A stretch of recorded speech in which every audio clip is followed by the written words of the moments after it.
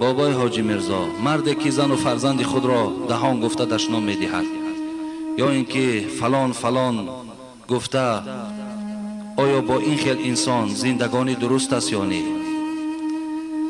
همه کارهایش را محیا میکنیم، باز گناه ما را یافته و ما را بیهوده لط و کوب میکند. بابای حاجی میرزا، مردی که زن و فرزند خود را بی گناه میزند، آیا این گناه نیست؟ میگویند که مرد را با مهر نگاه نکنی گناهگار میشوی. آخر ما او را با مهر نگاه میکنیم و ما او را حرمت میکنیم. این برادرها در همون جمعه شما اشتراک دارند. اکنون من از این خیل برادرها بیزارم که گویم غلط نمیکنم.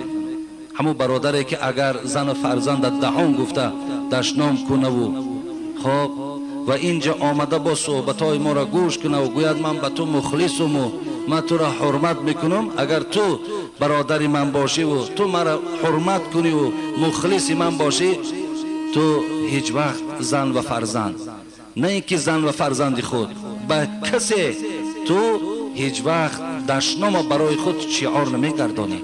دادر عزیز، این مردی هم این نیست. گفتی همون ابو عبدالله رودکی، مردی نبود فتاته را پای زدن، گر دست فتاده بگیری مردی.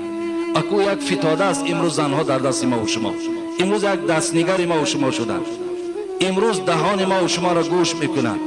اکو همون دستنگر و همون در افتاده را ما در همون خیل حالت یافته و اکو لط و کوب کنیم.